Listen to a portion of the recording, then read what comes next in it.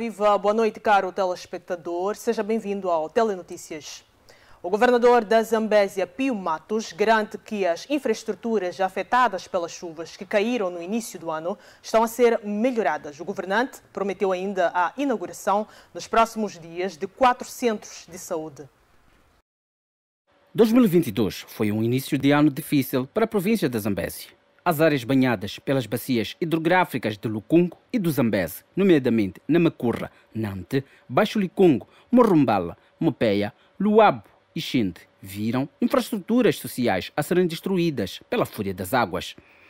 Quase ao meio do ano, o governador da Zambésia, Pio Matos, garante que um trabalho de reconstrução está a ser realizado para permitir que a vida regresse completamente ao normal. Em relação às estradas, concretamente, dizer que todas as estradas estão transitáveis. É verdade que nem todas elas em bom aspecto, é preciso, então continua sempre as manutenções de rotina, que continua a ser feita nas estradas, mas este é o trabalho que vamos fazer todos os anos. Em relação mesmo às estradas asfaltadas também estão sendo mexidas, no troço na Macurra Nicodala a sua ampliação ao alargamento e os trabalhos de tapamento de buracos continuam a ser realizados. Então acreditamos que o desempenho das infraestruturas continua sendo feito. O chefe do executivo zambesiano lamentou a destruição das escolas e hospitais. Entretanto, garantiu a entrega de 4 novas unidades sanitárias neste ponto do país ainda este ano. É verdade que vamos continuar a ter problemas ainda nas escolas. Ainda temos escolas de material precário, os centros de saúde ainda não são suficientes, mas estamos a construir ano após ano. Este ano vamos inaugurar mais 4 centros de saúde e próximo ano outros, e vamos crescendo como país. Ainda estamos a falar de um país bastante jovem, que tem a idade que tem, e eu sou ainda desta geração da independência, então vejam só que estamos a falar de um país jovem, mas que desde a independência até hoje é um crescimento enorme, incomensurável, e graças ao empenho de todo o povo que vem trabalhando para desenvolver este país. Entretanto, Matos prefere não partilhar o balanço preliminar do nível de execução do plano quinquenal do governo neste ponto do país, por considerar ser ainda prematuro. O nosso problema não são os números, não é a quantidade só. O nosso problema é garantir que o povo esteja satisfeito com a nossa governação, porque nós fomos eleitos, nós fomos escolhidos por confiança, o partido foi escolhido e nós queremos que a população fique satisfeita e chegue no fim do nosso mandato e diga: olha, este governo cumpriu com aquilo que eram as promessas, vai merecer a confiança para os próximos 5 anos. O Conselho Municipal da cidade de Maputo promove campanhas nos bairros da promoção de boas práticas para o melhoramento do meio ambiente. Na cidade de Maputo, o presidente do município falava ainda à margem das celebrações do Dia Mundial do Ambiente. O dia dedicado à conservação do meio ambiente foi este ano celebrado sob o lema Uma Só Terra, e a cerimónia tinha como objetivo despertar a atenção da humanidade para a valorização da vida sustentável em harmonia com a natureza, através de medidas de preservação e conservação, visando reverter a degradação dos ecossistemas, dinamizando ações educativas que reforcem a consciência sobre os perigos ambientais que se agravam à medida que cresce a ocupação do território e a exploração de recursos naturais. A cidade de Maputo está sujeita a vários riscos climáticos, afirma o presidente do município de Maputo. O município de Maputo, território privilegiado por ter sido abençoado com uma localização geográfica invejável, banhada pelas águas tépidas e cristalinas do Índico, é ao mesmo tempo um dos pontos nevrálgicos no que diz respeito à exposição aos riscos climáticos, situando-se na linha da incidência dos ciclones que anualmente têm origem no sudoeste do Índico. Em paralelo, a cidade está obviamente exposta às variações sazonais associadas às mudanças climáticas, tornando difícil a adoção de padrões a médio e longo prazo no planeamento físico e na gestão do uso do solo. Neste âmbito, Comis apelou ao Ministério da Terra e Ambiente e os diversos parceiros comprometidos com as questões ambientais para reforçar a nossa aposta em ações que visam aprimorar a beleza da nossa cidade e assegurar a recuperação das áreas verdes urbanas, valorizando e melhorando os parques e jardins, restaurando e protegendo as áreas com valor ecológico atualmente degradadas, com destaque para os mangais e zonas pantanosas, e investindo em soluções inovadoras, visando a melhoria da mobilidade urbana. É de referir que o Dia Mundial do Ambiente, comemorado a 5 de junho, constitui um marco através do qual as Nações Unidas procuram estimular a consciência sobre a necessidade de conservação do ambiente e do uso sustentável dos recursos naturais. Ainda assim, no mesmo contexto, alguns jovens da capital do país têm estado a reciclar material diverso, transformando-o em objetos de arte e decoração. Esta iniciativa visa proporcionar práticas ambientais sustentáveis. Num dia em que comemora-se o Dia Mundial do Meio Ambiente, há jovens que tiveram a ideia de reciclar o lixo, como é o caso do Jorge, ele quem vai nos falar um pouco daquilo que é o seu trabalho. Ele que tem reciclado o cafulo para transformar em vários materiais, né, como mesa e alguns outros que ele irá desde já nos dizer. Jorge, o que é que temos aqui do seu trabalho? Temos aqui a mesinha, temos uma mesinha, é só cafulo de coco, temos plantas, temos candeeiros, candeeiros podem ser úteis lá em casa, temos plantas e também temos muitas outras coisas que não podemos trazer, não conseguimos trazer hoje, né? Sim. Como que é exatamente? Mesa mesmo, digamos, daquelas de família e tal? De família, sim. Só o cafulo de coco. Sim. E o que é que gostaria de dizer aos outros que talvez até chegaram a desistir, né, de praticar esse tipo de trabalho, de reciclar, que é uma iniciativa, inclusive, muito diferente e muito boa. O que gostaria de dizer a essas pessoas? O que eu gostaria de dizer é que é só aos meus colegas, né, que fazem arte e reciclam, né, que é só persistirmos e dedicarmos mais, que um dia ainda veremos os frutos. Preparando esse cafulo para fazer uma certa coisa, o que é que dizia? Sim, no início sempre haviam críticas, né, como estava a iniciar. Sempre existiram críticas, alguns opinavam, davam ideias, né? Mas depois de um tempo foram vendo mesmo que é arte. Sim. Mas então, quando é que surge a ideia de puxar mais para o lado do negócio? Por causa das dificuldades. Exatamente, por causa das dificuldades, vi que poderia aproveitar o cafulo, né, para ter uma fonte de rendimento. E está a surtir efeito?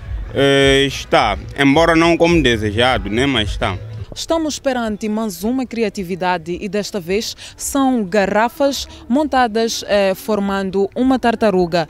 De lembrar que estas garrafas, se tivessem sido deitadas, elas formariam lixo, prejudicando o meio ambiente. Eu só queria dizer que devíamos olhar mais para esse lado da reciclagem, como um dever nosso, né? Cuidarmos do meio ambiente. De certa forma vamos ajudar, reciclando vamos ajudar o meio ambiente. E estas foram as palavras do Jorge, ele que incentiva aos seus colegas que deixaram de fazer esta prática, a reciclagem. E desde já terminamos a nossa reportagem com imagens de Fernando Maluana, Laurinda Novunga na reportagem para FTV. O Movimento Democrático de Moçambique, MDM, defende que o país deve ter uma economia inclusiva e participativa. Esta posição foi partilhada pelo presidente desta formação política, Lutero Simango, à margem da inauguração da Escola Nacional do Partido do Galo.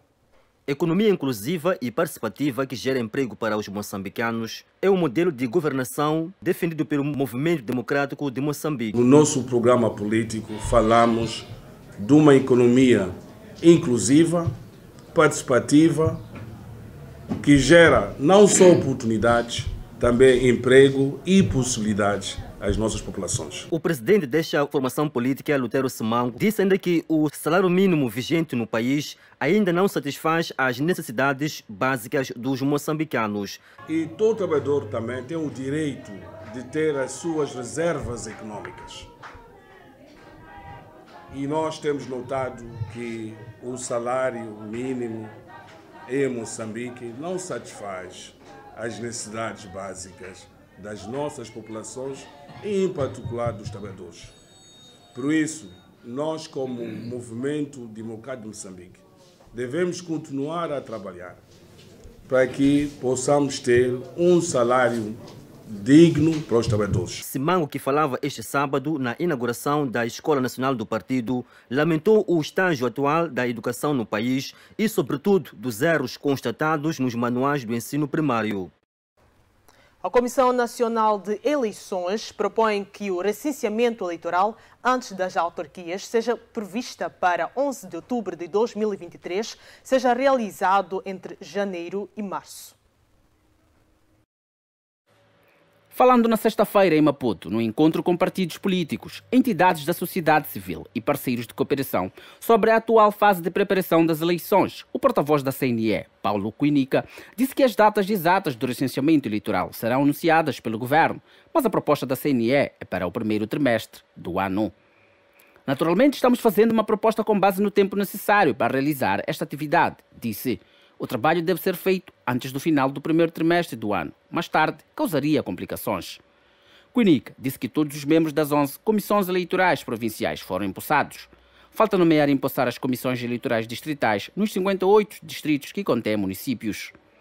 Os membros das comissões serão ainda treinados para usar todo o equipamento eleitoral informatizado. Novos equipamentos estão sendo importados, disse Quinica, e equipamentos usados nas últimas eleições estão a ser atualizados. Mas todos os planos da CNE enfrentam um obstáculo potencialmente fatal. Não há dinheiro suficiente. A CNE estima que sejam necessários 3,2 mil milhões de meticais para todos os preparativos eleitorais. Mas até a data, a CNE tem apenas 1 bilhão de meticais garantidos e enfrenta assim um déficit de 2,2 bilhões de meticais. Os parceiros de Moçambique deixaram repetidamente claro que Moçambique deve avançar para a autossuficiência no financiamento das suas eleições. Quase 30 anos após a realização das primeiras eleições multipartidárias, há poucas desculpas para depender de ajuda externa. É momento, caro telespectador, de darmos uma breve pausa, mas antes, confira a previsão do estado do tempo para Moçambique.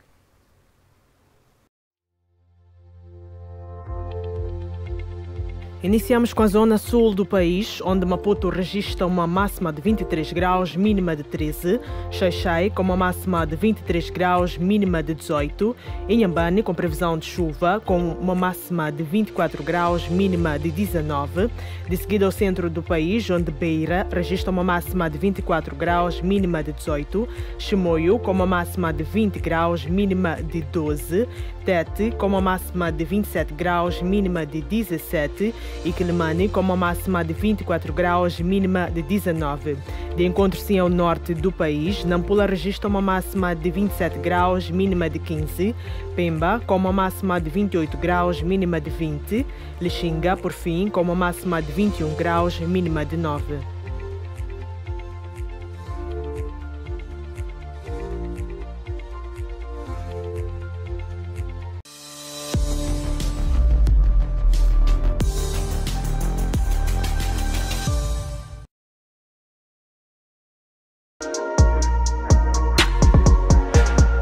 Família, eu sou o Manas Laser e desta forma eu passo para lhe fazer o convite a assistir o programa FTV Hits. Programa este que vai ao ar de segunda a sexta a partir das 16h30. Eu só quero este, mas ninguém. Essa distância entre nós não me faz bem, não me faz bem. Hey menina, valoriza tua melanina, pois ela que te deixa mais linda. Aqui você acompanha todas as novidades do mundo da música, atualizações das carreiras dos artistas. A música é baseada em fatos reais, como é que é? Nada, quem me dera conhecer alguém assim. Qual é o critério que o Rolê usa para poder fazer seleção das pessoas com qual trabalha? É um bocado complicado, bro. Misturas já são de DJ Dilson.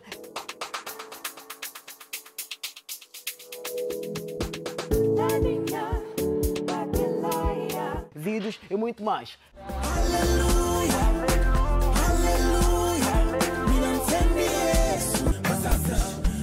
vocês já sentiram da cara. Juntamos como meu, seja mais humilde.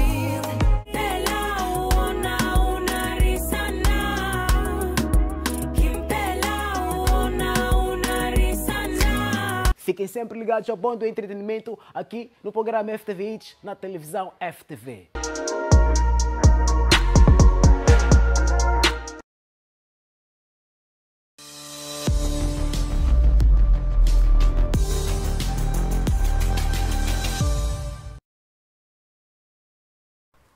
Estamos sim de volta e seguimos com o essencial da informação. Os Estados Unidos alertam que autoridades moçambicanas têm estado a deter cidadãos nacionais por alegadamente parecerem muçulmanos. A informação está contida em um relatório publicado na última sexta-feira. Numa tentativa de controlar a situação em Cabo Delgado e conter a violência, a polícia continuou a prática de deter arbitrariamente alguns indivíduos porque pareciam muçulmanos pela sua roupa ou barba, segundo organizações islâmicas nacionais e outros relatos nos mídia. Lê-se no relatório anual sobre liberdade religiosa no mundo, citado pela DW. No relatório relativo a 2021, lançado na quinta-feira, o departamento liderado pelo chefe da diplomacia dos Estados Unidos, Antony Blinken, denuncia as perseguições contra minorias religiosas na China, Afeganistão, Birmânia e Arábia Saudita. No capítulo dedicado a Moçambique, o Departamento do Estado lembra que os ataques de grupos extremistas, em particular o Grupo Estado Islâmico em Moçambique, continuaram ao longo do ano passado contra forças governamentais e populações na província de Cabo Delgado, no norte do país. Segundo analistas, refere o documento, jovens rapazes que regressam do estrangeiro após estudarem o Islão e que seguem uma forma mais austera da religião do que aquela que é praticada em Moçambique contribuem para a radicalização da juventude. Segundo dados do Instituto de Estatística Moçambicana, referidos no relatório, 27% dos 30,9 milhões de habitantes do país são católicos, 19% são muçulmanos, 17% evangélicos ou cristãos pentecostais, 16% cristãos zionistas, 2% anglicanos e menos de 5% judeus, hindus e bahai. Os restantes, 14%, não se identificam com qualquer religião.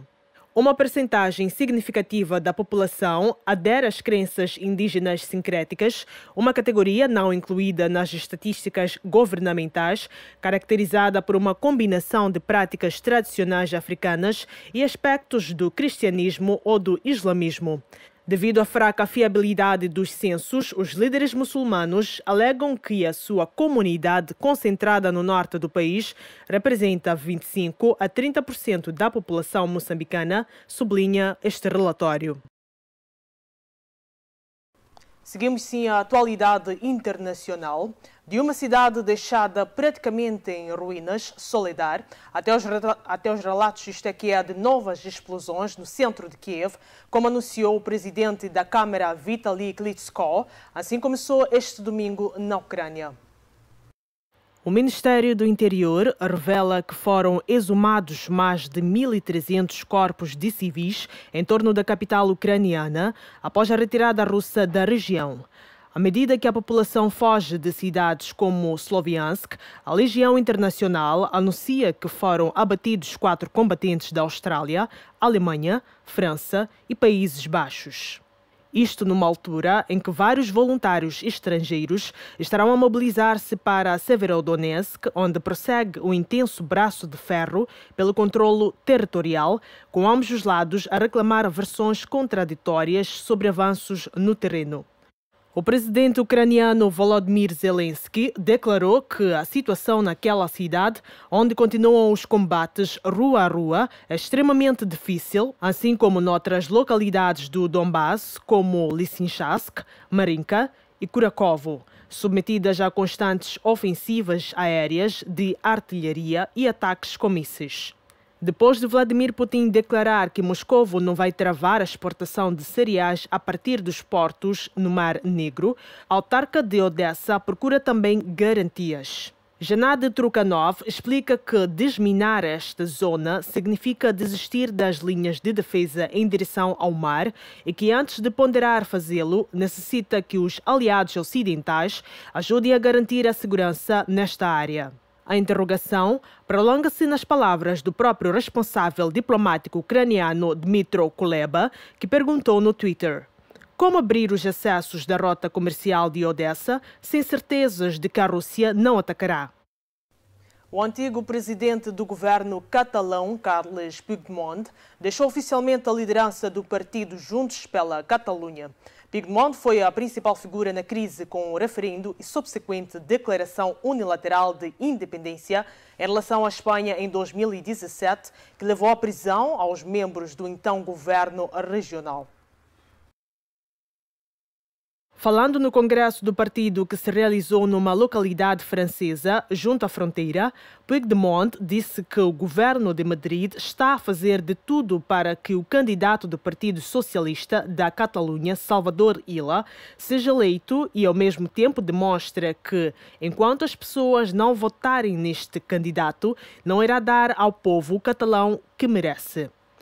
Ajuda os adversários políticos fazendo passar a mensagem de que Catalunha está mal, e isso é corrupção política, moral e econômica. Puigdemont é substituído na liderança do partido por um duo constituído por Jordi Turull, um dos ex-membros do governo que estiveram na prisão, e pela atual presidente do Parlamento Regional catalão, Laura Borràs, considerada um membro da linha dura dos independentistas.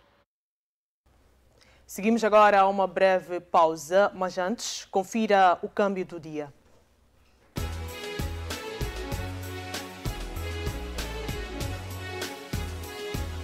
O dólar apresenta a compra de 63 meticais 20 centavos e a venda a 64 meticais 46 centavos. O rand apresenta a compra de 4 meticais 4 centavos e a venda a 4 meticais 12 centavos. O euro apresenta a compra de 67 meticais 75 centavos e a venda a 69 meticais 10 centavos. Libra, por fim, apresenta a compra de 79 meticais 67 centavos e a venda a 81 meticais 26 centavos.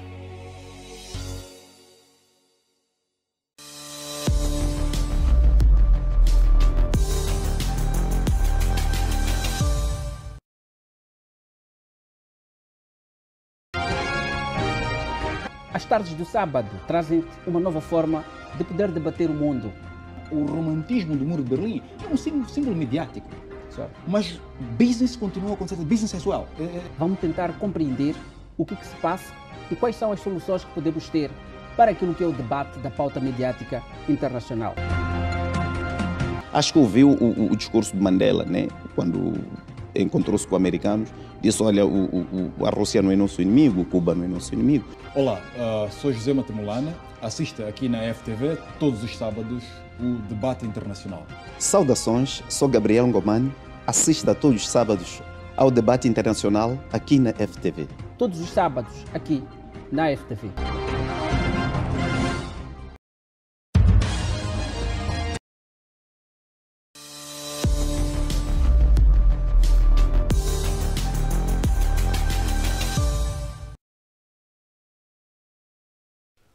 Estamos sim de volta, caro telespectador, e seguimos com a atualidade internacional. Pelo terceiro dia, o Reino Unido celebra aos 70 anos do reinado de Elizabeth II. Este sábado, a princesa Ana representou a mãe da mítica corrida de cavalos em Ipswich. A monarca de 96 anos sentiu algum mal-estar após o desfile militar da quinta-feira e não participou na cerimônia religiosa na Catedral de São Paulo, na sexta. Foi no castelo de Windsor, através da televisão, que a monarca assistiu às festividades.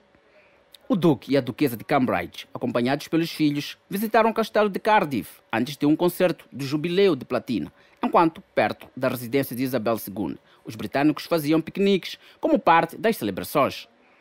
No exterior, um deles dizia ser espantoso um reinado durar tanto tempo, acrescentando que não voltará a ver nada semelhante na vida. As comemorações dos 70 anos do reinado da monarca britânica arrancaram na quinta-feira e terminam no domingo com a música e dança num desfile que visa recriar aquele que poderá tornar-se, muito em breve, no segundo reinado mais longo da história mundial. Nos últimos meses, a saúde da monarca, que a levou a não participar em inúmeros eventos, tem sido motivo de preocupação para os britânicos.